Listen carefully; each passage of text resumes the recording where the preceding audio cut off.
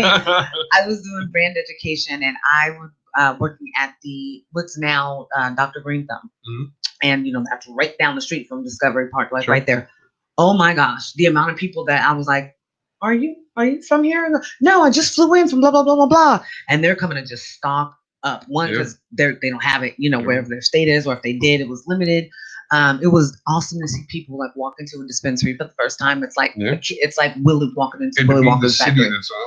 Yeah, and I know people were lit because as many people as I helped and as many products that I educated on and sold, that people were lit at Aftershock. Like, I wanted to go, and he's like, "Babe, I love you, but I'm not. Nope." He's like, "And I'm not gonna drop you off there." He's like, "Nope." I was like, "All right," but that's. How was my Elk Grove in me coming out? I have converted him on some rock songs. I'm very proud of him. When we first got together, I would say, "Who was this?" His answers were always Billy Joel, and I'm like, "No, do you know Billy Joel?" Billy Joel's the go-to. The piano man. For Hall & Oates, like it just. I was like, I love Hall & Oates. Love. Gotta tell you, I love it. They're a net player. Kenny G, like it would be Skid Row, okay? It'd be Skid Row. Bit of bile. Bit of bile. And he's like, Kenny G, and I'm like, "I love you, but stop it. Like, don't tell that to anybody in person." Yeah. But I get it because it is a fucking highly fucking focused. It's like a laser beam of music. It's so precise at what it is. It's basic, and it does this basic thing to you, So I get that, but above and beyond that guy drives me fucking batshit insane. He's like, I remember playing Cats in the Cradle for him, and he was like, Cat "This, he was." I played I think it wasn't Skid Row who did it. It was another group who did it. And then, the original one. But I played the one that I knew from like the '90s, from like the jukebox. And he was like, "Why would somebody make this song?" Like I was like, "Oh." And he was like, "It's so emotional." I was like, you get why I like, all that like type of music. Bye Bye Miss American Pie. Yeah, oh my God, that song will make you shoot yourself in a dark corner. Yes, and I would sing that on Rock Band. That's how we sing it, and it's an incredibly long song. Yeah. Good Lord, it's like 45 minutes. Yeah. Have you ever listened to like the words of Lola or Coco Cabana?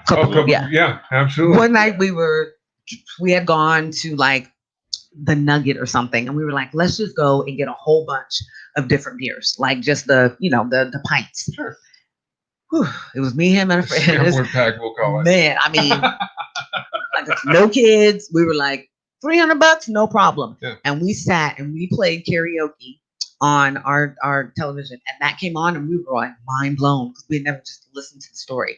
But yes, you have joined us. You guys are like, "What's going on here? Let me rewind it. Like, what's stopping?" This is it's your girl, it's Mary J. Maven, and you are joining us on a new episode of Menage with the Mary J. Maven. Welcome, everyone, especially those international subscribers and listeners and viewers, as well as those here within the states. Appreciate you, love you, always and forever. Your heart. We're having a good time here. So Are the sparking salutations? There you go.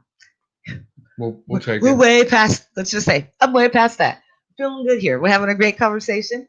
They're great. They're great. A little bit of this, a little bit of that, But we have a great show for you guys. We have a great show for you today. We have the hubby, always here to support. And I always like to let my guest co-host get their shine and introduce themselves. So, why don't you go ahead and take Quite the honestly, floor. And the ones that know me on Instagram will know there's only one way that I do that, and that's greetings, Disco Citizens. Ranger One here on the Mary Jane Maven podcast show. Yes. Glad to fucking be here. Well, thank you. I'm so happy to have you. It was almost a year. Was it a year ago? Holy shit. Yeah, if not a little bit more. Yeah, honestly. because we're almost on a year. Yeah. Okay, so look, a little bit less. We're almost in a year. Oh my gosh. Next month. Oh my gosh, guys. And I remember seeing you guys out and about. I just didn't know you, so I remember you from further back. Well, we came over and I had like one question about CBD and CBN and this and that, and I mean, I felt like I walked away and read an entire encyclopedia, on and just what I didn't know and needed to educate myself on as far as different compounds and how it actually goes from this to that, which I didn't know as well. It's such a powerful plant, guys. Cannabis 101. It's yeah. But he was responsible for that, along with, and you guys may remember, Punk Rock Kelly. Ah, yes. The friend, the Dirty homie. Reggae Punk. Yes. DRP Nation. Yes. Hello, guys. Loud House Solventless. Turn up. Love it. Oh, I know so good. No. Stop. But yeah, so they need to get back on. It's been a minute since I've seen them too. That's an amazing band. Yes. That's you guys. But yeah, so we met at a farmer's market. You guys all know what I mean by that. And like I said, we were, getting some medicine and just really being informed and educated more than I've ever been, whether it be in a storefront, whether it be at a farmer's market. I mean, I could be getting some of these baby, like their very first, flower, and they don't tell me as much as what you guys shared. And the hubby's very, very inquisitive and has questions I wouldn't think of. And, we've seen people get frustrated or give a bullshit answer when he asks questions. And he's like, well, I'm not buying your shit then. Like, you can't even take time. You gotta have somebody who's gonna look at you and go, oh yeah, hang on, I got a second too. I mean, it's your turn anyway. Yeah. And that's exactly what you did I think that day. There's a lot of them that were that way in the beginning, and I think it just kind of became a younger thing, and I think that kind of went to the wayside. But I think, when you run into the old schoolers, they're all pretty much willing to, sit down and explain their strains, explain their growing, the whole thing, Well, I mean, the person that's mainly responsible for, the Mary Jane Maven, was my ex-boyfriend, my oldest son's father, his dad. Awesome dude, grew up smoking, grew up in San Francisco, went to a Catholic school, but didn't like going to school. So he would skip and go hang out on the wharfs and kick it with the fishermen, and which is what he ended up becoming. But he used to grow fire. And I remember the first time being over there and I was trying to be all proper and cute. And I was like, no, thank you.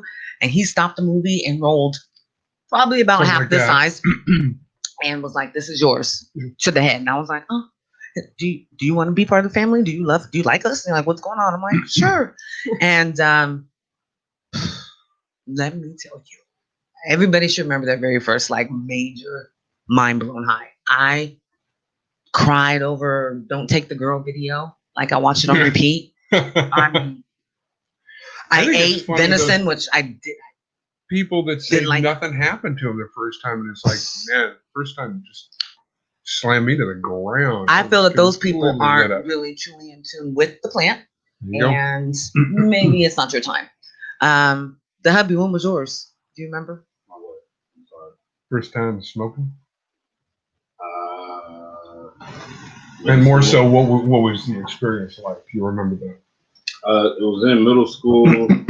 Yes. Perfect. Like, I don't know. What the hell are we on? Like, I went to. They went to Berkeley because I grew up in the Bay Area originally. Okay. Yeah. So we went to Berkeley, the university, to get a pipe, and it was a metal pipe. We smoked down there. So it wasn't anything. I mean, we smoked and we didn't even know if we were really high. We were drinking at the same time. It wasn't really like so bad. It wasn't a clear test. Well, I feel it. I was doing the same damn thing. I mean, we were going to the city coked out of our minds, dropping acid and then fucking smoking. And so I'm just so glad that it's just the cannabis nowadays. It makes it so much simpler. What was it that I watched? Oh, it was the psychedelic documentary on Netflix. Do you like some mushrooms? I have a story. We can get there because I just okay. Yes, I'll get there. So this one guy was talking. I can't remember who he was playing, but it was the guy from Workaholics. It was the main guy and the curly hair guy from the Bay. Okay. And they were acting like somebody else, and I can't remember whose story they were telling. It was a celebrity, but he was talking about how he was like 16 and they heard about how great acid was, and they're like, so we lied to our parents and end up going to get a hotel for the weekend. And the amount of drugs that they did in this one time, I was like, is this what they did? Like everyone, like they were Thompson briefcase full, It was in a briefcase, seriously. Las Vegas. Fear and Loathing. Yeah, Hunter S. Thompson's my favorite author. And when they were talking about it, they like pulled out the baggies and I was like, your body is resilient. And he was like 16, and then but the main point was talking about his, mushroom experience. So with that being said, I tried it once when we were in college and I hated it immediately. I think I kind of psyched myself out, but we watched Finding Nemo and I felt like I was drowning. Like I was like, oh my God, I'm in the movie. I can't, I'm in the ocean. I'm going to die. He's having a good time. My roommate's having a good time. Our other roommate and me were just like, oh my God, this is not fun. So didn't do it again.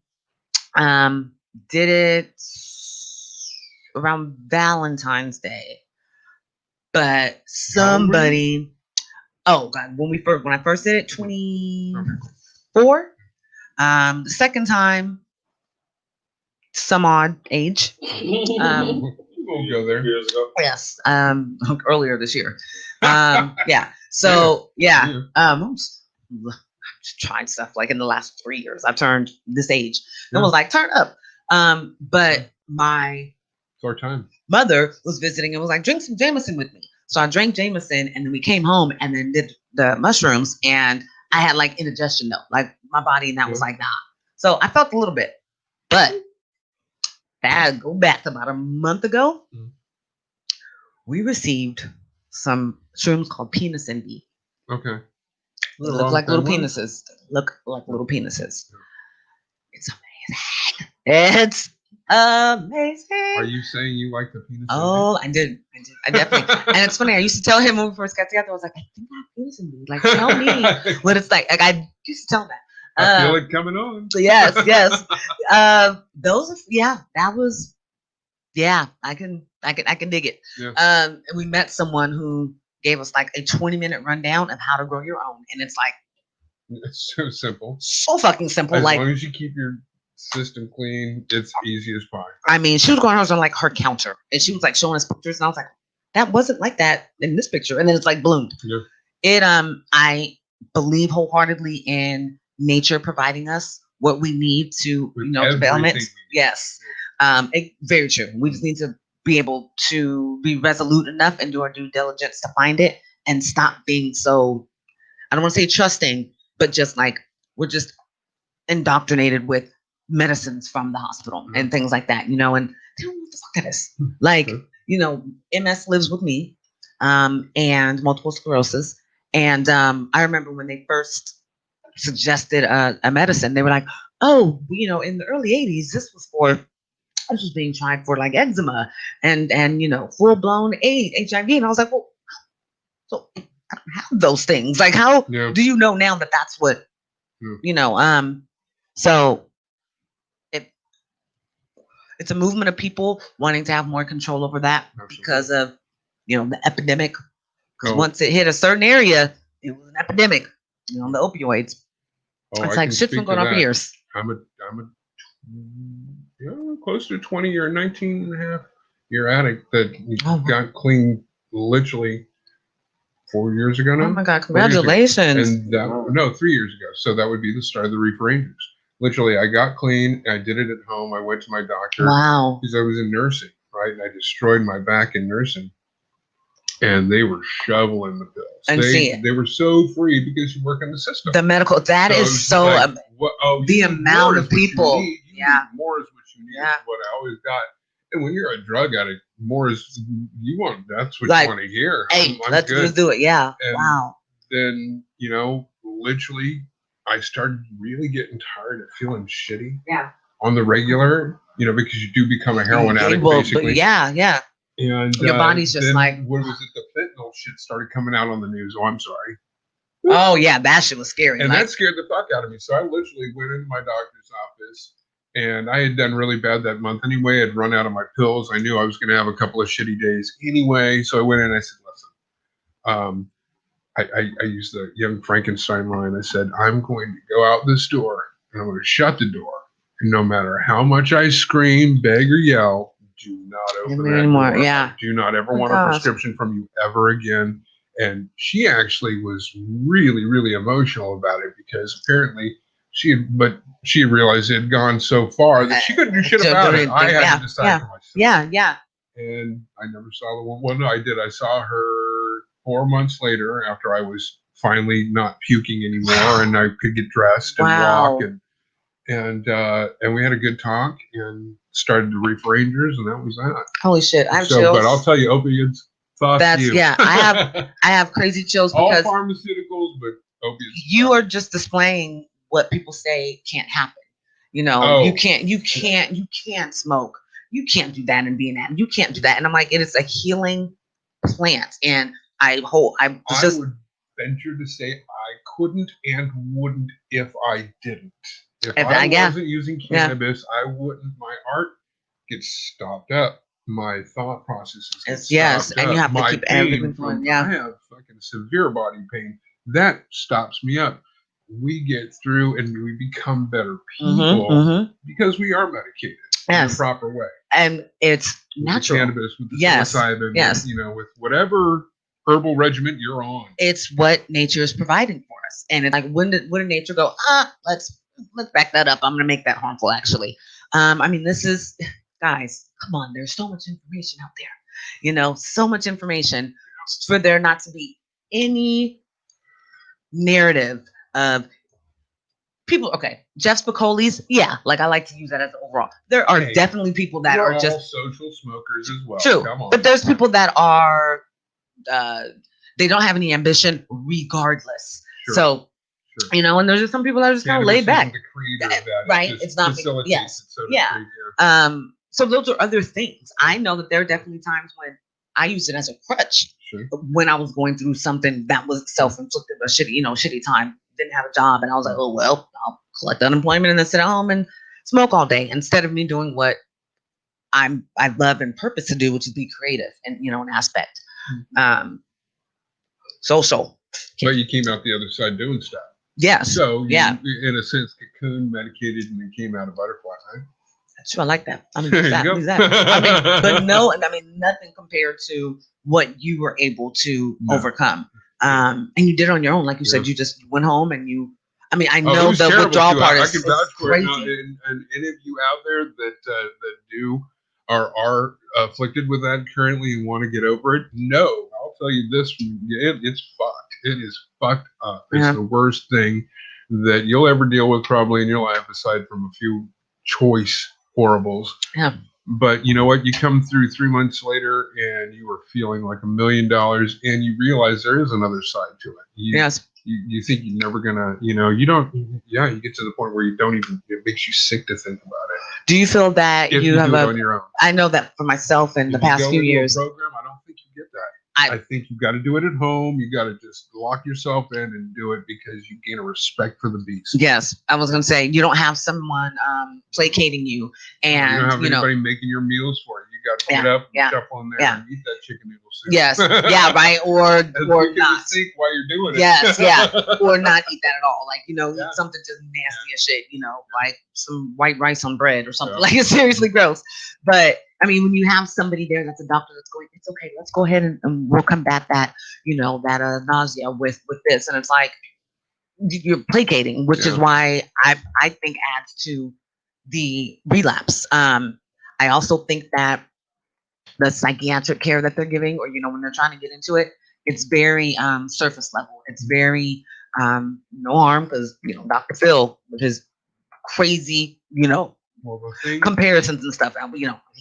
He has a lot of sense, but it's very cookie cutter, I think, in the treatment that they're giving. And it needs to be deeper. It needs to utilize something like point that I've always made, and I said it to my doctor one time when I was feeling really shitty and I wanted her to refill my prescription, is I said, you people don't even know what it feels like. By book. You've read. But until you have that feeling in your body, you don't know. And that's the problem is that they're only ever going to be able to surface level because it's taught to them surface level. And they are very book smart. Everything is told to them and provided to them, and this is what it is. Unless they're research, and they have a little more passion and drive behind them. But I mean that's you have a great story and a great jumping point for what creating the Reefer Rangers and what service you're providing. So share a little bit, like, what is it that you do? Break it down. Shit, like I said, January 2018, I was feeling better. My best friend Cody that I went to high school with, we grew up together. Are you from this area? Or? Yeah. Okay. Yeah, I started off, I spent the first 5 years in San Francisco in a commune. Okay. Came here because Grandma said I had to go to school. So I went to a little neighborhood school here in Sacramento in the South area. Grew up, went to C.K. McClatchy High School. Okay. Very, mixed match, almost very Fast Times at Richmond High. Yeah. Sort of high school. Yeah. So it's funny because it doesn't punk rocker there, and I got cut loose and got to be free. But jumping forward, I can see that. Yeah, I can see that. Yeah, I was a crazy punk rocker back in the day for sure. My son would love to been hear about the Clash and all that. Oh shit, I'll talk music. He loves. I was like, the Dead Kennedys, he knows so. Oh, he probably knows that too. Like he knows so much. He just turned 12. Yeah. You too. And Well, Dead Kennedys, they're prominent. They were prominent in the 80s when they came, 70s and 80s when they came out, and their word politically is still prominent today, and that's scary. So, Yeah. Jello Biafra, the lead singer, I'll tell you, he's like, it terrifies me, it's still prevalent. But, yeah, no, I quit opiates, and I was clean, and I was feeling better, and Cody had been bringing gummy bears, which was blowing my mind. It's like, what are you eating medicated gummy bears? It was the only thing to stay in my stomach. I'm bad. So for 3 months, I was getting that because I couldn't smoke. It made me sick. He kept telling me about, there's this thing called Orbits happening. There's this show happening. We should check it out, blah, blah, blah. And I'm like, he's like, I'm growing that sour diesel, and it takes me so long to get rid of. And we didn't know he had gotten a cut from somebody in Oregon. I believe. Don't fact check me. Yeah. Got a cut from somebody knew what they were doing, right? And then he pampered the shit out of it and created our sour diesel, which is your basic sour diesel strain, but has been called the finest sour diesel that can be yeah, like so. Like straight we sour won diesel. 2018 first place at the Green Sesh in Reno. Nice. Got a little trophy and everything. Nice. But oh God, I can't wait for shows like that again. They're big.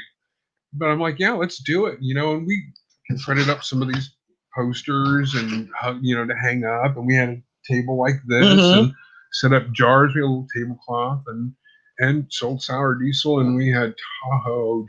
Those are the two that we had on the table.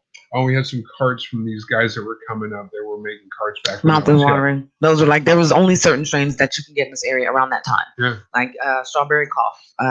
Sure. What's the Tanja? What was it? Sour Tangy? Yes. That one. Tower. Yes. Yeah. That was it. In this area. Oh, geez. That and Afgoop.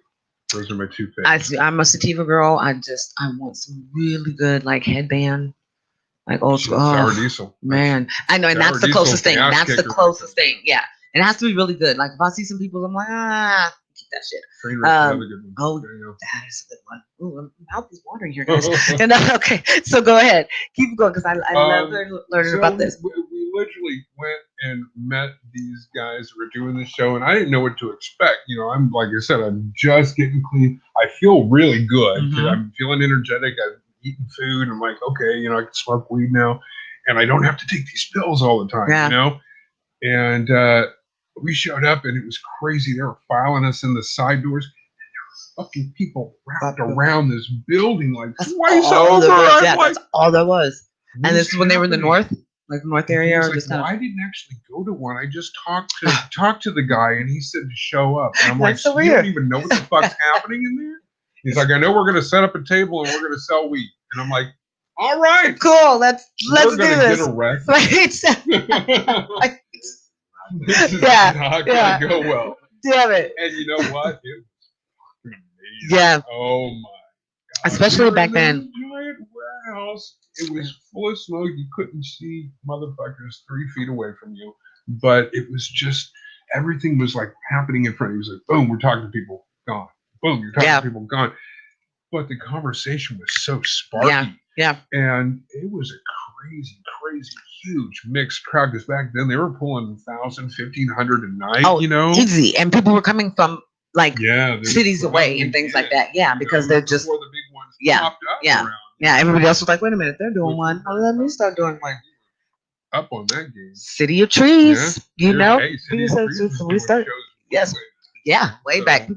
People can claim and be like, "Well, no, not Sacramento, not the Cow, the Cow Palace, or like they like to call it here. It's not the Cow Palace, but they're saying we're Cow Town. So I've heard that, Not anymore. Yeah, not anymore. Holy shit, not anymore.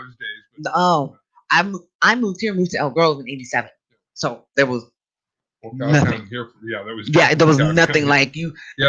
Going from Elk Grove, yes. I remember right. You had a Pizza Bell, and that's all you had. To Pizza Bell. I've been talking about Pizza Bell for 19 years. It's our, let me see what time it is. It's going to be our 15-year wedding anniversary on 56 minutes. Boom. I know. Yeah. Historic moments. I know. It's crazy. I'm perplexed. Crazy. It's so crazy. I go, what were we doing 15 years ago? He said, I don't know. I was like, this is what we did. Can't believe it. I feel like we've been like 15 days. But microphoning this here so we can keep it on there. Which I'm with C elevated, which is great. Not feeling any pain. So we it went that quick. Hang on. Let me take it. So we started with Orbits. Yes. Met those guys, great people, met vendors that were doing this, got to talk to them about it. The weird thing is everybody for a moment thought that we were a big company that had an offshoot. Yes. That, hey, let's try this. Yes. They didn't realize that we were just two fucking single guys that, it was way you guys promoted. It was so fucking rickety. It doesn't come across that way. Yeah. I was like, oh, that's big. He was like, oh, nah. I know it's not. I mean, it took us forever to make T-shirts. That should have been a dead giveaway. It's like, I'm trying to raise the money. Yeah, and everybody has T-shirts. T-shirts, masks, bikinis now. It's shit like it's crazy. What they were sending me ads for having. It's like I don't want my. It's not that I don't believe that everybody should have one, but I don't want my logo represented with the thought process of. It's like, no, keep it clear that, Yeah. But as we were doing these Orbit shows and we were literally doing them 7 nights a week, it was a full-time job. I'm on disability at the time, so it's like, I don't have to worry about it. My time's my time, Yeah. And so then we're like, well, what's Royal Down? What's Superset? Popping up, Midweek Milk? Yes. And so then we were figuring out everybody's rotation, and we were on everybody's rotation. And everything was copacetic. I have to say, like, I felt like everything was cool. You could go from one to the next. Like, if they didn't see you at 11:30 that often, and all of a sudden you're at Midweek Milk, July, it wasn't big. In August of 2018 was fucking fabulous. Fire, yes. We were out on farms. We were out on racetracks, for fuck's sake. We were outside watching the sun go down, watching the moon come up, and being in really fantastic company. And just a family, and community was built. You could stop at a vendor and actually hang out behind the booth for a bit with them. You buy some stuff, you sit down, you spend some time with them. Talk. It was. There's a few that do that. Specifically know me and know hubby. Most people know me by my hair, like it's a different color. But really just like chill, just here, lighten up a joint or hand us a dab or. They don't know me. They know you. They don't know me. So he says when he used to go to sessions by himself, they'd be like, let me see your ID, let me see your rec, but like he would be like, my wife, Mary Jane. They're like, oh wait, come in. Wow. But, step out of the shadows, sir.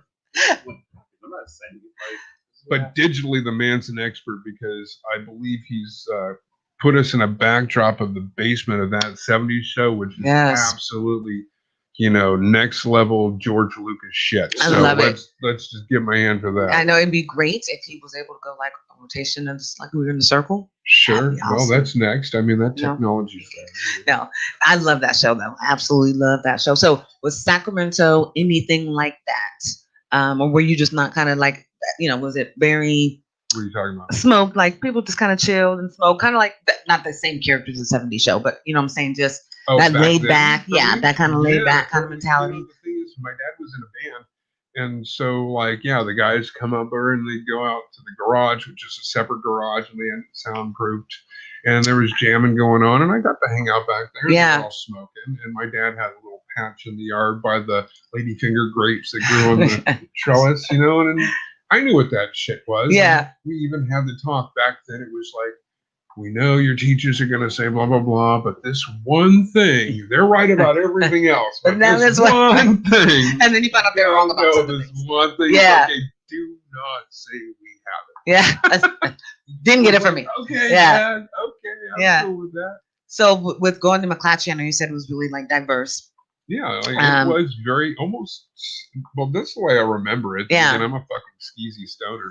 Who knows? But I mean, we have really good memories, despite what everybody says. I remember it very fondly. Yeah, it's very much like Fast Times at Ridgemont High. And we dub. That's one of my favorite movies ever. I was a dumb punk. I stumbled around. I was into making little short films. Oh, I skipped a lot of school. I skipped class in art class, my art teacher, because I was a pen and ink artist, and she was really pushing me to do that professionally. Yeah. And so she would let me hide out in the back drawing room. And I would just sit back there with a little mini light on, but so that was and then, I came to a time and a point at 16 where I was tired of being at home, and I was tired of my parents who were very young. My mom was 15 when she had me. Oh, wow. So they didn't know what the fuck was going on. They had no idea. They were trying to figure out their own lives. And I was like, you know what? Fuck you guys. Yeah, they're barely just started like over in 30s. And at the same time, walked out of high school. And back then, nobody thought to go, wait, call the cops, bring him back. It was like, yeah, fuck that kid, And so They'll go to trade school, go to him, yeah. I literally rented myself with my Burger King wage. I rented myself a single bedroom apartment downtown for $165 a month. 16 years old, I had an apartment, and the guy didn't ask any questions. I just gave him fucking cash. And then Cody, my best friend, he was 13 at the time, right? And 14 at the time. He was like, dude, can I come stay with you? I'm like, fuck yeah, dude. Let's do it. My God. And then everybody started, it was this crazy place. Off of Burger King? Yeah, well, I was working great because I didn't go to school. Yeah. So you were. School. Wow. My senior year, I was going to graduate too. I mean, by the skin of my teeth. But I was just fed up, and anarchy had taken a hold of my soul, and I was very much a punk rocker. Yeah. Fuck this place. Well, fucking rules. That's so possible. Like, then you cannot do that now. Like, there's no way. I wonder if that same apartment is still there and how much that apartment is now. Sure. I bet, like, if they have it, like, redone into, like, lofts, and shit like that. Like, downtown is crazy now, like, the development there. But that's why kids don't leave home. Yeah. Like, why would they? They go to college, they come home in debt because once they were able to, they took out loans and whatnot. I mean, why? There's a full fridge. Not full fridge. I can use my parents' Wi-Fi. I can, my son, he tried that. He lasted what? 2 months. And I was like, you need to leave every weekend during those 2 months. Like, it was, yeah, you have little brothers here that look up to you, and you are acting like you have no common sense. So we are not going to do this any longer. And it was hard, but I'm like, he told me he's grown. Like, don't be cooking dinner for him. You can cook dinner for us. Yeah. He can cook for himself. I'm like, what? So but I had to, and now he's doing great, living the best life. I learned watching my mom out. She cut. My little one watches a lot. They both show interest, so I, allow them to come in. Who? That's skills. Cooking skills. He can cook for himself. He doesn't have too great on the seasoning skills. He said one time, "Oh, Mom, your spaghetti is spicy," and I said, "I use pepper." But it's the simplest is spicy. What is his dad? He grew up with his dad, so I don't know what they were doing. I don't know how you eat food that's not seasoned. Did you end up, or you probably didn't, but you were gonna have an event when we were talking a year? Well, yeah, that's the crazy thing is that. So basically, I got burnout after a year and a half of doing sessions, like 6 to 7 nights a week, and in the interim, a lot of veterans were coming to our booth and buying cannabis because our prices are so good, and I noticed a lot of them were having financial difficulties. They were having a hard time getting enough medicine to deal with the things that they were dealing with. Yeah.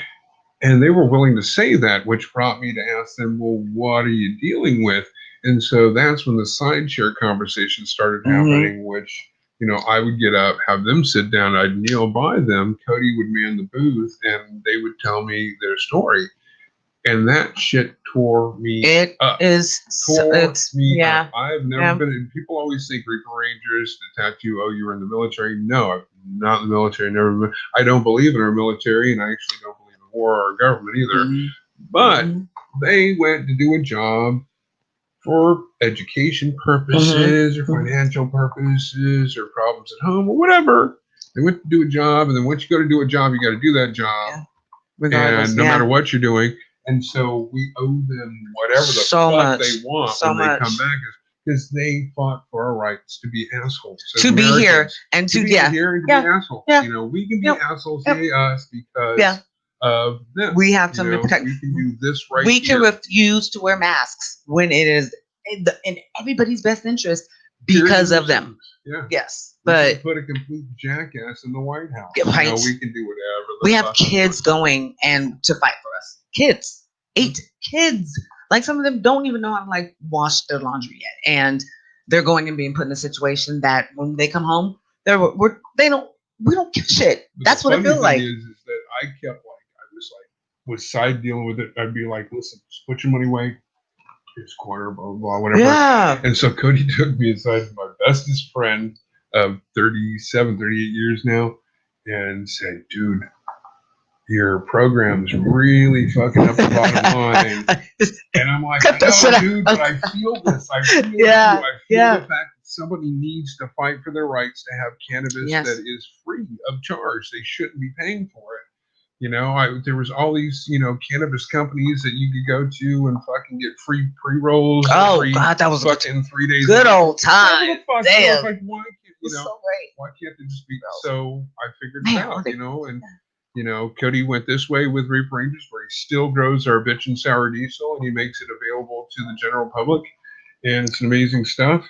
And I went this way with, you know, and Cody helps with production stuff. And he's into that. You know, he's an amazing DJ.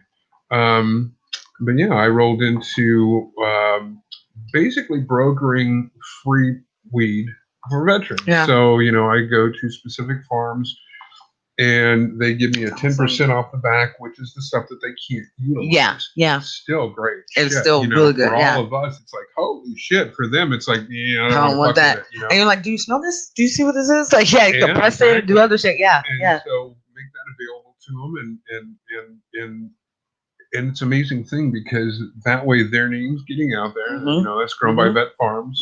But it's helping because my original thought process is great. I told my gal, I said, listen, I'm going to go and I'm going to put myself in down West Sac where the Riverwalk is, where the Veterans Memorial is down there. I'm going to hand out, I had like 3,000 pre-rolls. And because in the beginning they were making pre-rolls. Okay.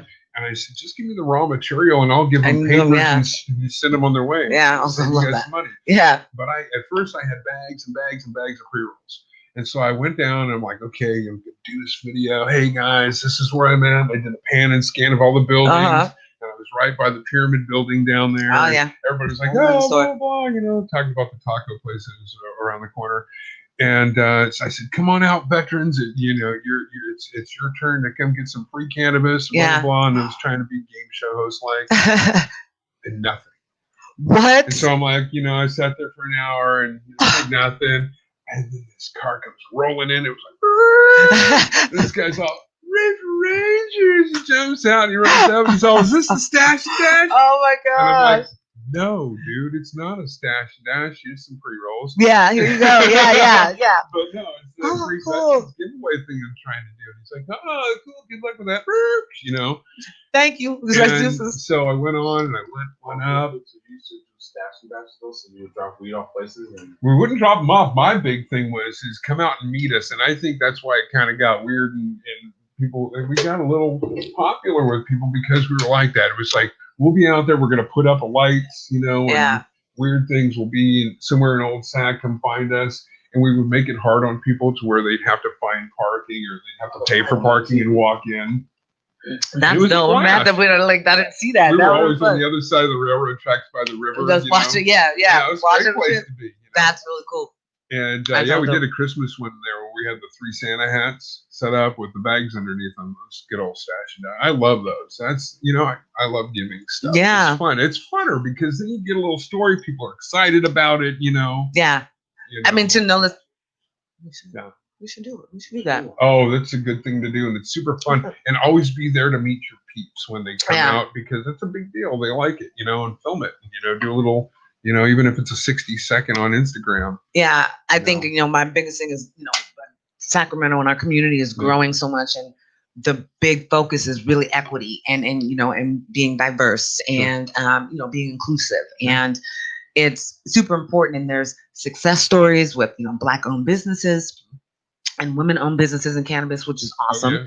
And, our equity program, hopefully, that's coming around and that's going to be set in stone. And it's refreshing. I know for someone like myself, when I came into it, I'd come home and tell him after like a mixer or something, I was like, I was not one of a few, but the only Black woman in the room. And then there was only like 4 other women total. Oh, all the time, like all the time. So I knew what was necessary, what was needed. And so, the shift happened, which we are where we are now. But having like a collaboration with the local businesses and doing a Stash and Dash, my long way of saying, would be, I think, an awesome thing to do, especially if it's one where we can do one where it's helping someone medicinally. Very long. Well, it's still a good point. Everybody knows what I'm getting at. Sure. But no, especially like medicinal one, and then maybe just like a fun one, a good sexy one or something like that. Well, yeah, creative. Dash is what it is. It doesn't have to be monthly. Yeah.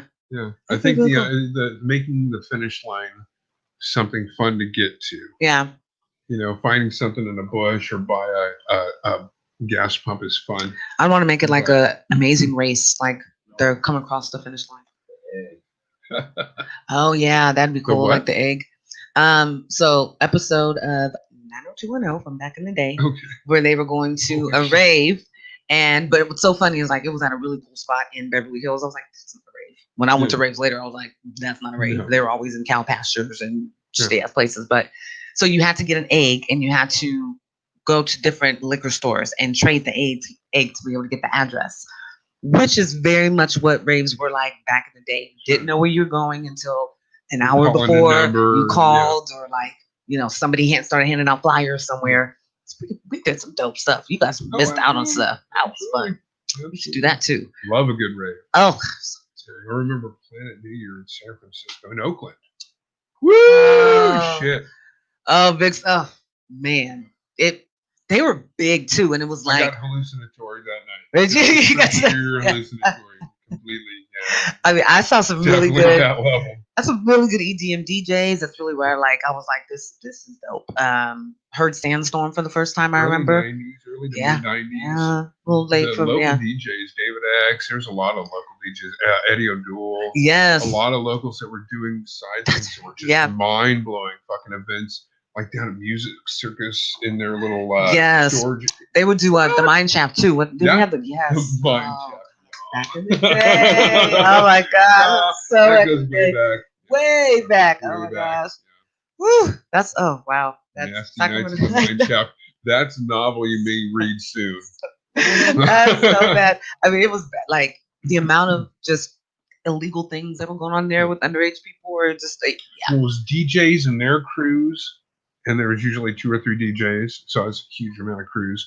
Yeah. And then all the people that were following this huge rave thing that was just crossing over from the UK, I should say. Yeah. Because I know now, doing research, that it actually pretty much started in LA, and then like an accident or something happened and just kind of died down. Holly, one of the girls next door, Chicago. And that's what, and it's funny because they were doing, their music was called Heartbeat. Yeah. Like they called like EDM like heartbeat music. Yeah. But it's, so it's kind of like who started, where did rap really start first? It's kind of like that beat, but it's all from somewhere. Pasquale, he was the one that kind of started EDC and stuff like that. He's married to, I don't know if they're married anymore, but I know they had a kid together. The chick from Girls Next Door, one of Hugh Hefner's three girlfriends. The one that was like his main girlfriend, Holly. No, not Bridget. Huh? Not the middle one. Holly was the one that was like his real girlfriend that slept in the room with him and stuff. I think Bridget was the yeah. I think Bridget was the oldest. She looked the oldest. Bridget, are you gonna fact check? Yeah. Ask Auntie Google. The happy one? That's Bridget, right? Bridget's the one they wanted to fight. They ended up marrying the black. Not Kendra. Yes. No, definitely not. The other two. Okay, bet. Well, I'm gonna check. Definitely in on another. I'm gonna bet.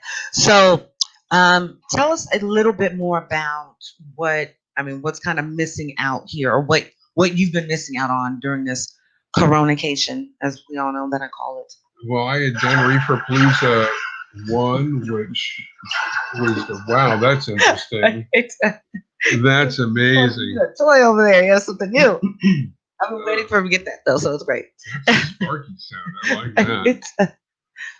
No, Reefer Palooza ended up 2019 was pretty decent actually. We threw it out at Elkhorn Saloon, which is an amazing historic place. Mm-hmm. It was founded in 1874. So yeah, pretty special land altogether. But it's a nifty spot. It's a place where you can get a good grouping of people back when you could get a group of people together. Yeah. So for 2020, my thought process, okay, now I'm fully working with the veterans. I'm going to turn this into a fundraiser for Veterans Walk and Talk SAC and the SAC Lady Women's Group, SAC Lady Alchemist Women's Group for Sacramento, which was strictly a women's group, and now they're going to open up because they're looking to crisscross and make space for everybody. Yeah, you know? And that's the cool thing is they work like brothers and sisters so amazingly. It's incredible.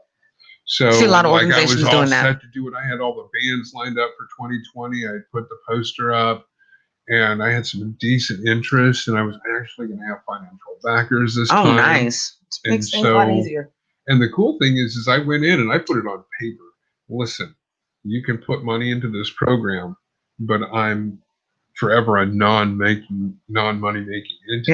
Yeah. So all the money is going to either go to this person or nobody, but to pay you back would be ridiculous because you wouldn't be making. So you have to be making a donation to begin. Well, it's gonna. And there are people that are willing to do that. They definitely are. Yeah. It gives me hope that if we do get through this 2021, yes. Right. You know, we'll be having this conversation like 2022. We're hoping 2022 is our year. I'll tell you, I'm 53 now and 52, and I'm feeling doing stuff like this. I really do. You know, it tuckers me out, but I really, really enjoy putting this show together, getting in touch with the bands. Let me tell you, Sacramento's got the finest. They really do, hands down. And it's growing. In my bullpen alone, and it's from everything from jam bands to thrasher punk. You know, it's everything in between. And so you can throw those shows together that really, it's almost like the shows back in the day when you go out to the arena or outside and there's a big stage and the banners and all that shit. You would hear tons of different music. I think people are looking to purchase that shit. I really do. They are. I mean, look at the concerts in the park. They would, cross over. People love that shit. There'd be, reggae. There'd be, where were we? We saw like a three-piece band, and they were like one guy was like using like a washboard, and they were fire. Oh no! Like it wasn't. It was First Saturdays. It might have been First Saturdays in Oak Park. We were at the Volkswagen place. Remember we walked through? Yeah, the Volkswagen garage. Yeah, we walked through. But I was like, I could listen to them. But the thing is, like, I'm a little salty about it because I was a singer, and Sacramento, we didn't have a scene. It wasn't a scene. Like, I had to make, demo tapes and find the AR person and send them in a manila envelope. And don't know if they ever, Did you do that? I did. Yeah. I was, I almost was on the Real World. I would have been on the Real World in Venice Beach. Really? No. Do you remember the year? No, I'm not. No, because I was at the show. I remember it, but this is when they took people that were under 21. So yeah, I would have been. That would have. Yeah. Oh my gosh, with Eric Neese. Great. He did a lot of things back then. So good. So good. We got really good. Like, our reality TV was the best. Yeah. Okay. It was great. You have such fun over there. So happy for you. The scene now. Studio audience all of a sudden. I know. It's pretty. I love it. That's all I want to feel. We're manifesting. See, once again, we're putting ourselves in that situation. Yeah. But no, I I sang, R&B was much bigger back then, and I had influences of Anita Baker and Stephanie Mills and Tina Marie and just you still dabble. Just love it, and Mary Jane Girls. Oh yeah, which is funny because her name is now.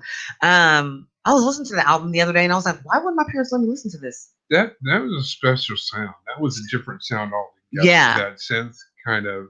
And that pop drum. Yes. Very 80s. Totally different sound altogether. Yeah. And that's what I loved. In transit. Yeah. So it just wasn't the scene here. We had a couple of very successful alternative, like, rock bands, and then a couple of, rappers. And this was, where rap was still pretty much East Coast, West Coast.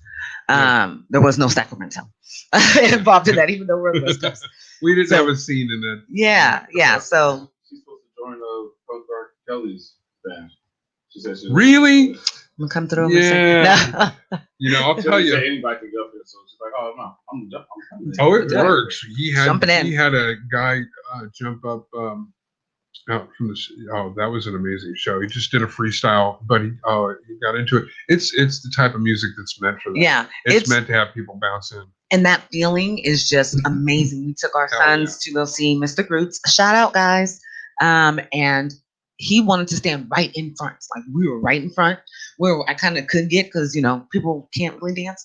Love you guys. I'm so happy that you get out there and do it, but I don't know what you're doing. And so, I got in the very front of the stage, and he was entranced. And I was like, can you hear? He's all looking at me like, but he did not want to move. Sure. He watched every single one of them play their instruments. It was just, I was like, oh, he's getting the bug.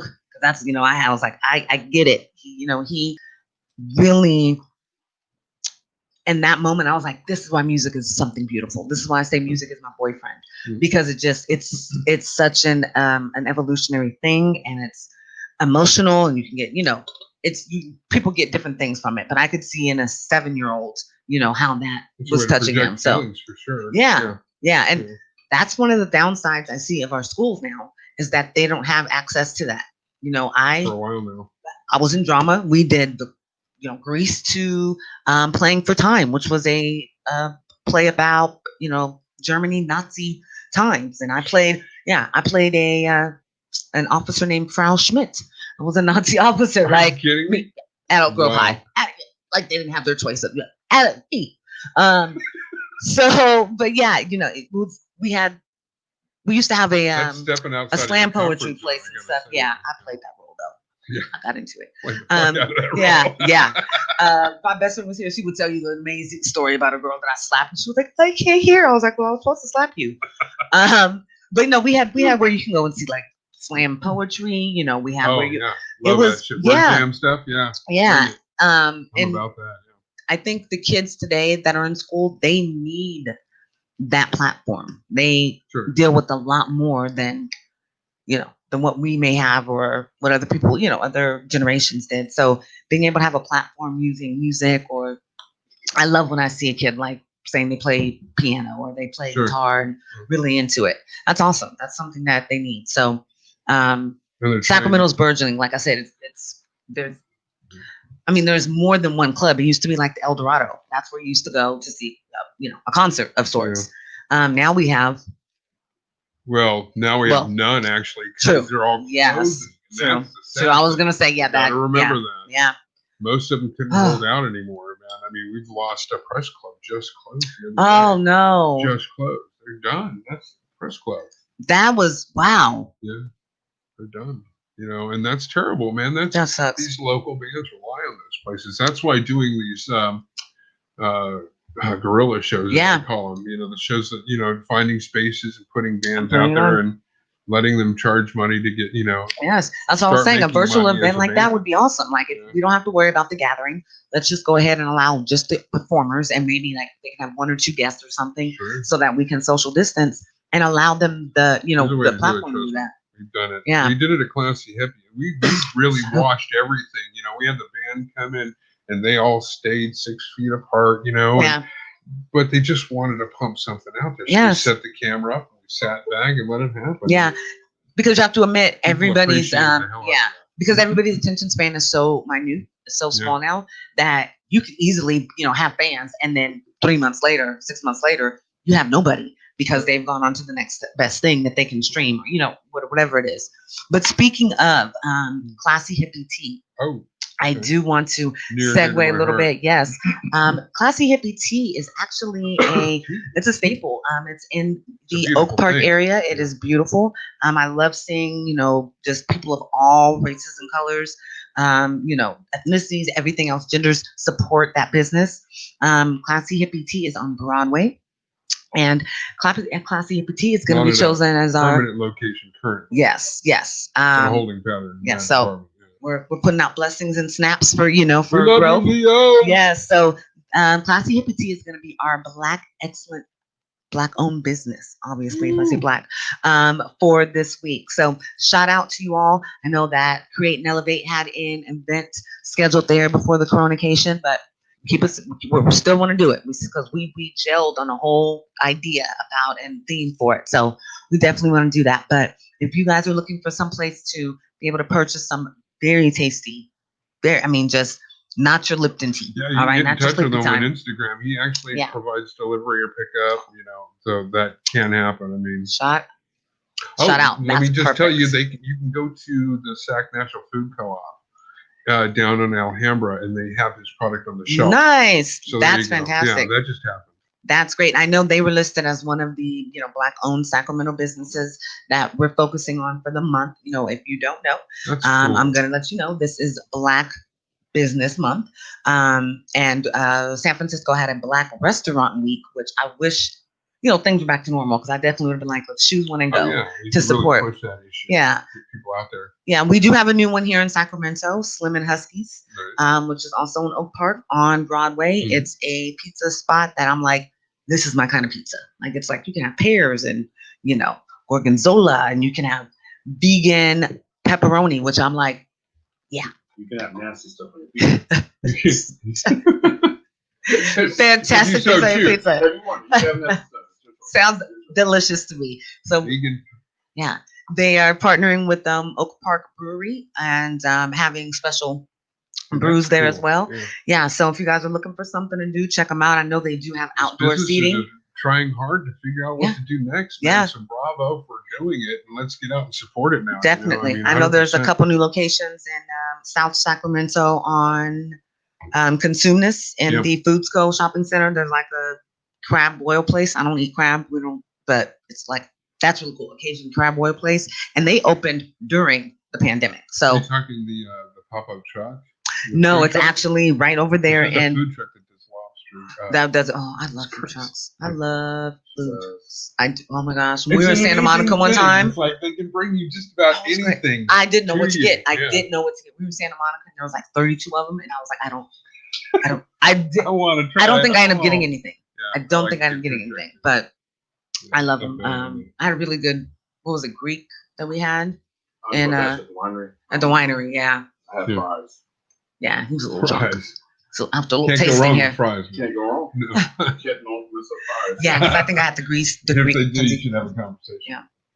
And they're going to do the price around. Yeah. Part of it. Especially because we had really good wine and we had not been wine tasting or been drinking wine like we used to. Sure. So it didn't take too long for us to go, we need to go walk outside and take a little smoke break. I'm a little wine drunk. Yeah. But it was a good time. Yes. They make sure. Yeah. Well, it was just at the old sugar mill, so everything was right there. Yeah. Oh, yeah. Wow. Yeah, and it's only like 20 minutes. I did a show out there with Max. Driven to Drive. I'm the Giver. I took them on stage out there. It was an amazing show. Nice. It's a beautiful facility. Yeah. That I wanted to have Reefer Blues. That would be nice, but it was in the works. But. Yeah. Well, there's companies now that wine that's infused. So I'd like to keep it separate. But yeah. So I was going to ask how you felt about. I'm not against alcohol in the least, but I don't think the two mix too well. So, and I think we found that out scientifically. And I know that at least 2 of them, I think there's 5. Yeah. And 3 of them, I think, are in California. I'm pretty sure they are. But they extract the alcohol. So you're just getting the cannabis effect. You're not. Yeah, you can totally do that. Yeah. Absolutely. Yeah. We're a long way from that being available at a winery, but you know, it's or coming. on the shelves. Yeah. But yeah. They Once do that it's with normalized. beer. I mean, cannabis is very close to the hops plant, which is, you know, very similar. And so you can intermix the two. And, and when you can do that, you can brew cannabis beer. Mm. You know? We love both. We love both. Instead of infusing, just weed, you would just use cannabis instead of weed. Or well, you got a 50-50. And if I remember right, there was a guy who used to do it back in the 80s. Okay, so a long time. It was a long time ago. I was a teenager. This guy was fucking doing it like nobody's business. And you definitely could tell the difference. Yeah. You know, even at that age, it was like, oh. A little something. Yeah, you get a little sleepier. Yeah. I'm getting heavy. You're trying to, That's me and indicas.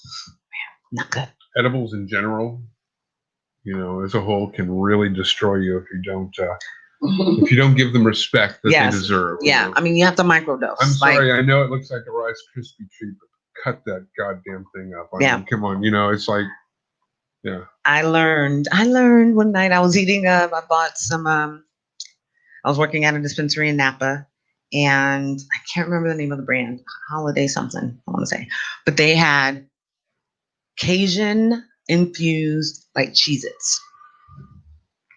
Ate those, and they said eat 10. And I put them in a small container, so ate 10. Went to sleep, woke up like that 70s show was like watching me, and I had the fucking munchies like crazy, but I didn't want to get up, so I rolled over and just continued to eat more. I slept until like 4:00 in the afternoon the next day. Like he went to work, they went to school, came back, and I was like, "You home for lunch?" He's like, "No, I'm home.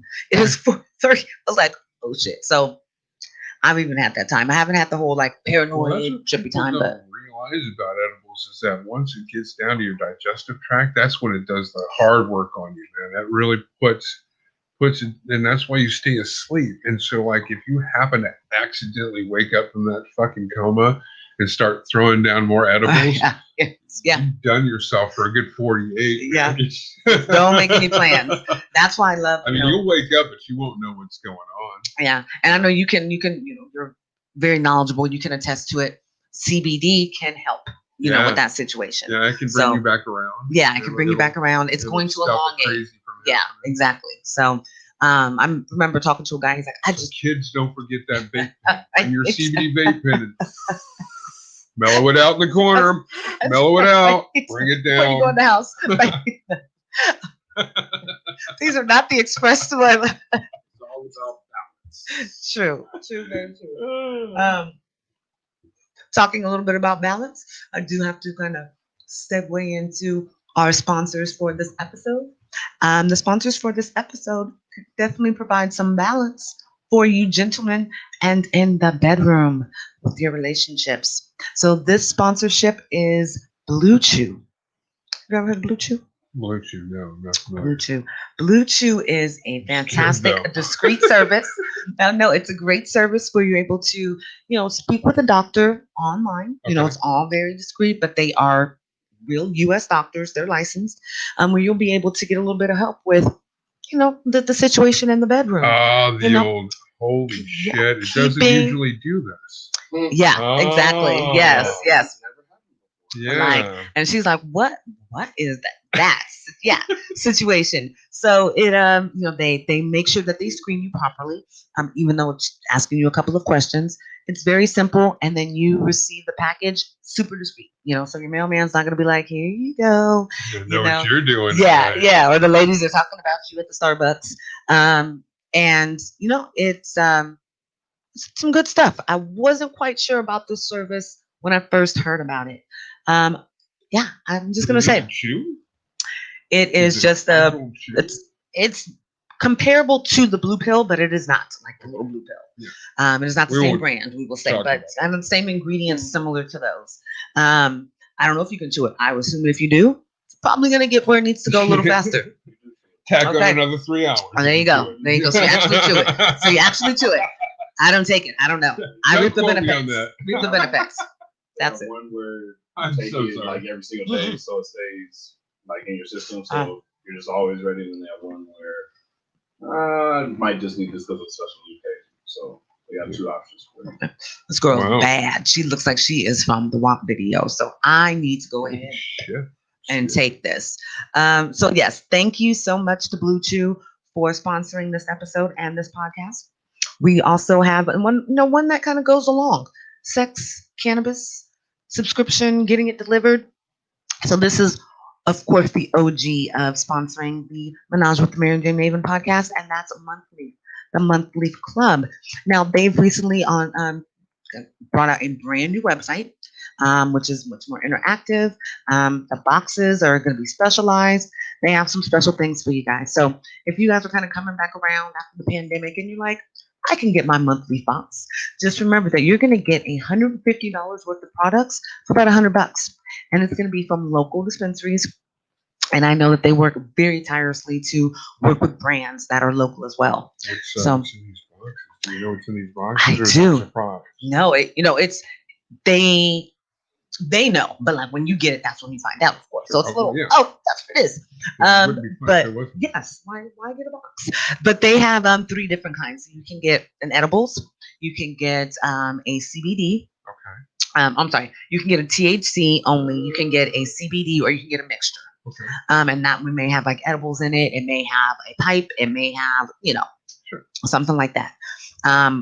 I've received a couple, with being on the ends with the owner. It's a great product. It's a fantastic product, and they do, partner with really good programs, really good brands, and locally they work with Trees of Knowledge and delivery service, which is Black owned. So shout out to them and shout out to Monthly. So yeah, you can visit Monthly's website and put in my code MJMaven10. MJMaven10. Check that one out. Yes. So thank you guys so much. So we've been talking for much, much longer than what we've been on here, but I wanted to really allow you to talk about how important it is to you to be able to help those that, they can't afford to go out and buy the eighth that they need every couple of days, let alone can they afford to get the medication that their doctor keeps prescribing them.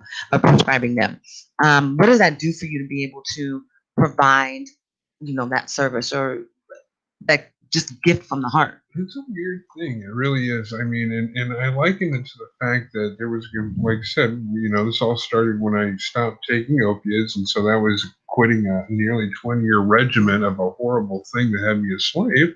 And it was a very free person. And I almost became a different person.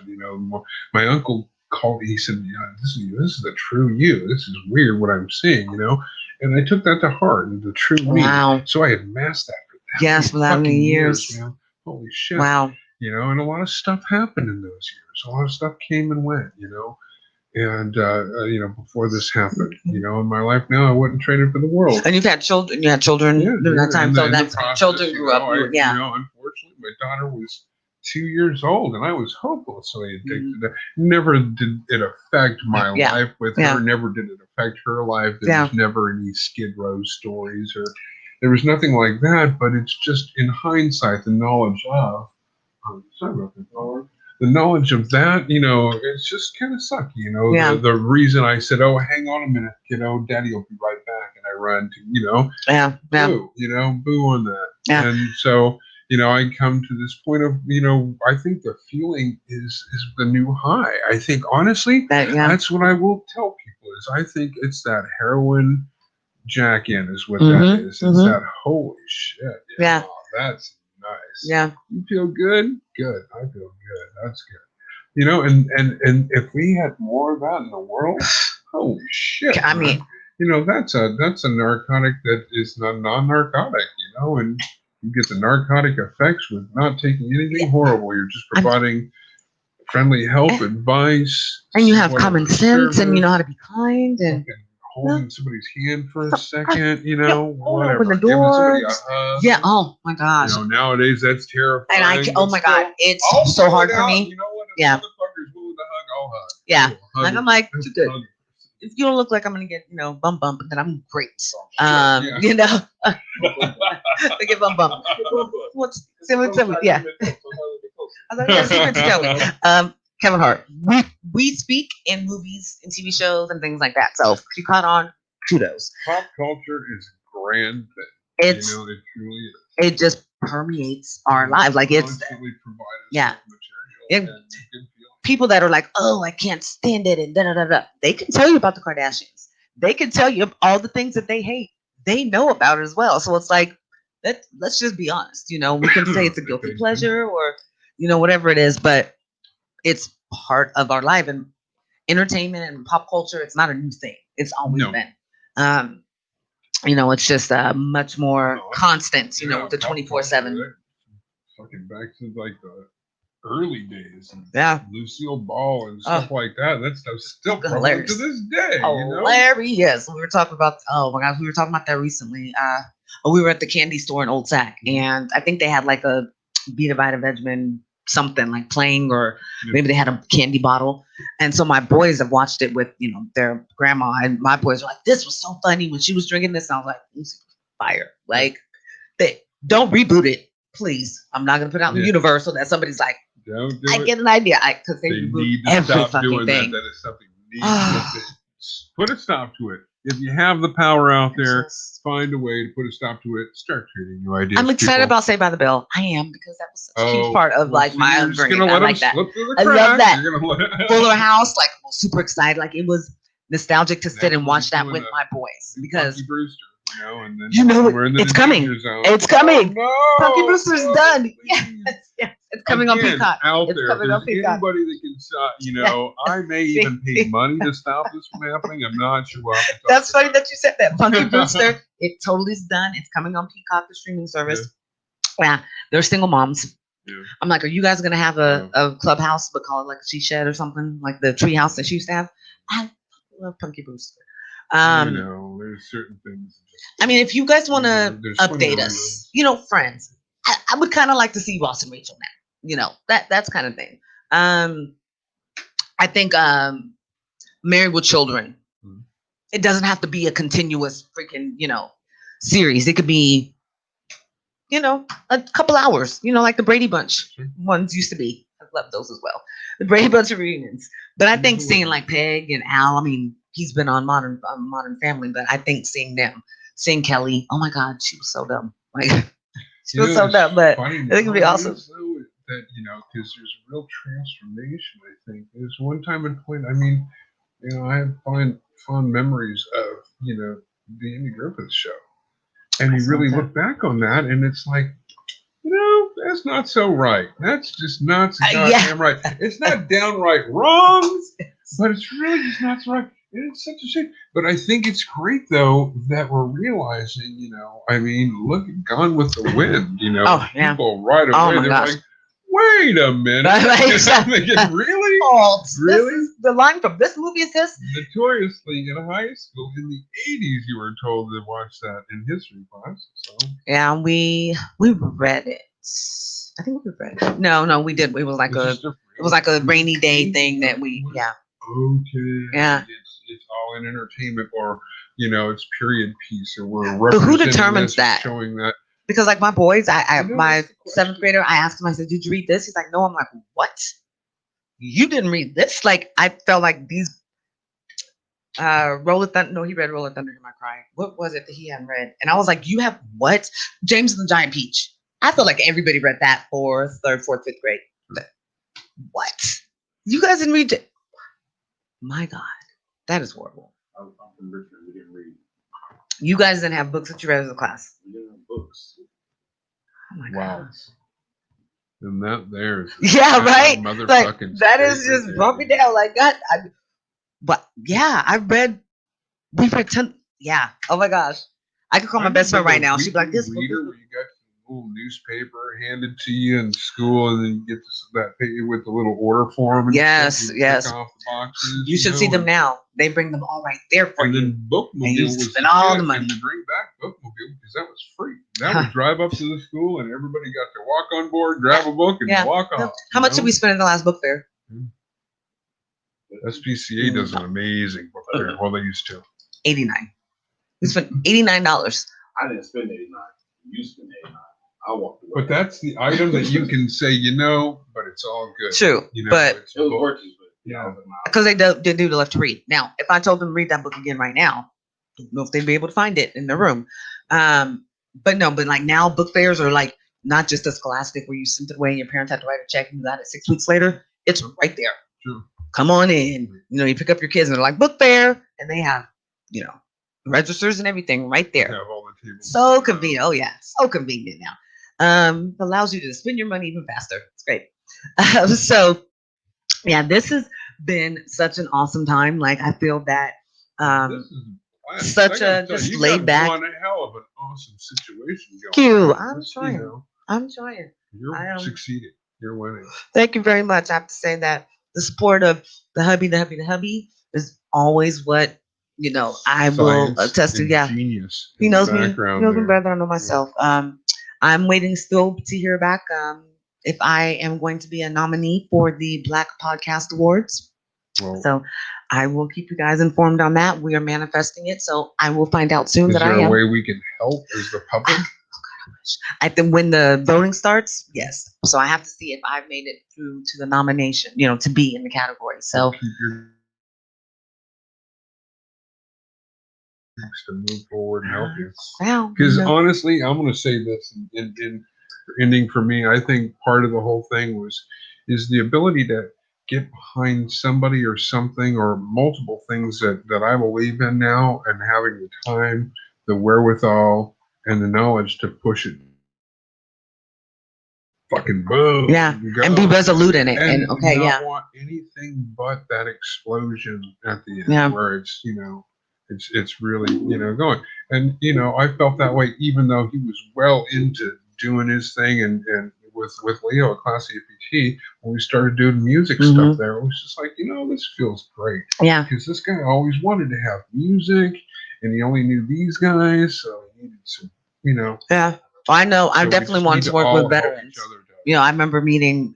We have a similar story. I mean, I do brand education. So I met a gentleman. He came in, and I could tell he was a little apprehensive.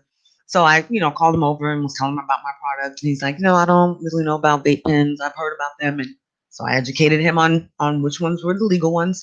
And then I started talking to him, and he just, he looked down and he looked up, and he was just red, and he had tears in his eyes, and he's like, I'm sorry, I just got out of PTSD, and they're trying to just pump me full of these drugs that I don't want. I need help. And my cousin told me to come here. I walked him through, I worked at that dispensary. I grew every strain, that was there. Every product was mine. I know, right? Strain. But it felt so good when he walked out of there, and he was like, I feel so much better than when he walked in. This was a veteran, yeah. So, well, I will say this, and we'll shut the camera. Yes. Veterans can come here to Reefer Rangers on Instagram, and I will find ways for you guys to medicate for free and to get together with your fellow brothers and sisters and go for hikes and movie nights and things like that. Oh. And we're seeing it work. We've got a great group of people. It's grown from 8 to in the double digits now, high double digits, and that means something. And they're being very cautious, with their, they're just doing meetups and stuff like that right now, but they've still got the communication going on. And it's, because it is community, and you feel like you found yours. And that's the whole thing is when I was out there by the river trying to get them to come out and get these free pre-rolls and go for a walk, I wasn't realizing, and Veterans Walk and Talk schooled me later, that, they're timid people. You need to go to their things. And so I was invited to one of their things, and it took off like wildfire. Yeah. It was, and that should be expected because their adjustment process is not like here, and I've seen that very closely with somebody that we're friends with. Weird guy trying to give us free weed. Yeah, right. Exactly. Have you seen his Instagram videos? Fuck no, I'm not going there. Guy by the river with the free weed. Yes, that's awesome. I love that. Do you find yourself doing a lot of education as well? Yeah. Do you find yourself doing a lot of education for them as well, based on, of course, their ailment? Sure, yeah, because they've all got different, some pain, some straight PTSD, some PTSD and pain. But I'm so proud of them all because on their own and through their own journeys, of talking to people like me and many other people out there. They've got regimens going on where they're not taking any prescriptions whatsoever from the VA. You know, they may be doing some minimal shopping at the VA, and they're getting all their meds at a local shop. You know? Which is amazing. And they're microdosing with psilocybin, which is right around the corner from being legal. We're almost there. There's other places very nearby that are, and it's working. And that's something we can very easily do at home on our own. So I mean, because you can use it in powder, like your protein drinks and things like that, your coffee. And they need to be able to steer clear going in, though. They need to steer clear of limiting how high they're allowing people to get. Because different people require different amounts. Everybody's got body chemistry is different. It's just going to be, well, that's why they're talking about full natural legalization. Where that would be, salvia, all that shit. Everything would be legal for exploration and or medication, and we knew people back in the day that they were like, I can handle it. And then there were people that were like, I can't handle salvia. Like we were seeing people like saying they're eating their faces and shit. But then other people were like, definitely not, dude, I'm calm, I'm good. It's not. I would never. No, I'm scared. I've tried them all the different herbal things like that, and it's really great. But then always keep in mind that there are things in nature that will make you high as fuck, and then you're dead. So, You're dead. Remember that, you know. I mean, before you're like, fuck yeah, I'm gonna do this hipster shit, man. I feel funny. I'm gonna eat these red berries. These little, yeah. No, that's true, and that's why I admire people that are into, just different forms of healing and therapy, and really finding out about plant food and plant therapy, and it's amazing. It's huge. That's the biggest, hugest part of it. Educate, eradicate, elevate. That's what we're all about. That's how you normalize. That's how it's going to become something that in 20 years our kids are going to be like tripping. Like, go ahead and I'm going to Starbucks and get my, my shot with a little bit of shrooms and a little bit of cannabis right now. That will be dope. But it's going to be the norm, and we have to stay diligent. Cannabis, especially. It has a lot of social issues tied to it. It's not just somebody who wants to sit back and talk with friends and smoke. It allows people to live a better quality of life, which we all have the right to. It allows for people to get out of poverty and to be able to equalize, the generational gap, the educational gap. It is the answer to a lot of today's problems. So we need to be able to appreciate it and do our due diligence and support those entities that are doing the research. And, don't be so standoffish. To listen a little something. Keep it simple for everybody. It's important for them to look out for themselves medically, and people that they may be, grandma, grandpa, start introducing them to CBD, start opening minds. I'm seeing a lot of that already. So it's already in the mix, and don't believe the hype. I saw a CBD pillow the other day advertised, and I'm like, don't you dare. It's not essential oil, guys. Like, that's what they're saying. Yeah. My grandma likes to, peruse Amazon. I'm like, do not. I got you. Like, use the link that I gave you, Grandma. It helps both of us. But there's a lot of.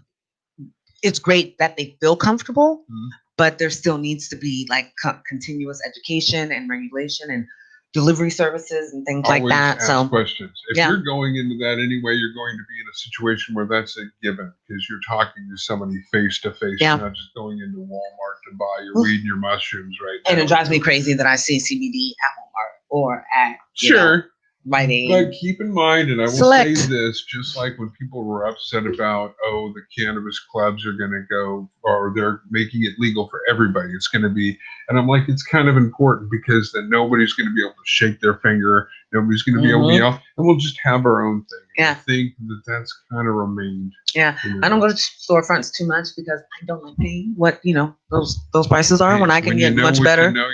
And when I know people, But when I do go, it's very interesting when people watch, who you see coming in, who's comfortable, who's just coming in like they're walking into 7-Eleven, and who's walking in like, I have an express order. And they're trying to get in and out. And it's like, be loud and proud. What are you're in here and you're getting medicine. And start talking to people. Right? Because a lot of them need that. For those of you out there that are like, I can't go to a sesh? What if I run into somebody that I know from work or something? They're there too. Well, exactly. That's what I've always said. They're there too. So just kind of shrug and light the joint. Yes. On to step B. Just keep it moving. Yeah. I saw Bob at the sesh the other day. Bob, how'd you see Bob at the sesh? I was there too. Yes. Yeah. Exactly. So, you both end up in HR if that's going to be an issue, but. What business is really doing that now? Like, who cares about some weed? If you do, you're wasting your time, you're training, you're all that. Like, yeah you're wasting. Now it's a beautiful, got other things powerful flower. That's all that it is. Yeah. It's just a flower. It's put here, grows, me and you. So yes. And the multiple other herbs. Oh my gosh, it is such a beautiful thing. Such a beautiful thing. So this is going to be the end, guys. I'm gonna shut it because if not, I will be talking until like next Tuesday. Forever. Yes, we've been, like I said, it's been almost a year. I'm so happy that we were able to finally get this together. I am too. Because we've been talking about it for a little while. Yeah. And I felt really good about this, and you guys have got a great show. Oh, thank you. Really do, and I think you're doing and thinking about really good stuff, big stuff. I'm trying to, let everybody know one little area at a time, starting with the City of Trees and expanding out. Yeah. But Reefer Rangers. Follow them. Go on Instagram. Support you guys. Cowboy, yeah. I mean, how can you not remember that? That's actually kind of fire. I would wear a show like that. But yeah, thanks guys so much for joining us this evening. Please do all of the liking. I really want to do bang, bang, bang, bang, bang, bang, bang. He knows what I'm talking about. Shout out to Here's the Thing podcast. It's another podcast that we watch. Yeah, so they're like, I have to tell you, it's really funny. They do it so much better. But anywho, good night, guys. I think that it is officially my 15-year wedding anniversary. Wow, congratulations, guys. Love you, love you, love you. So, that's 15 years into an eternity. Hey, can I say, guys, thank you so much for having me on. This has been a freaking blast. Thank you. It's been a very good time. Yes, we appreciate it. So much like I have to at the end of every podcast, I use the restroom. So much love to everybody. We will see you soon. Remember the staying sane with Mary Jane. Know all about it. You're gonna have to binge that. Yes, it's good stuff. I don't know. We'll peep you to Adam 22 and No Jumper. We'll see if you like that. All right. You guys have a great time. With whatever you're doing this weekend, please be safe. It is a holiday weekend. Much love to you. Bye.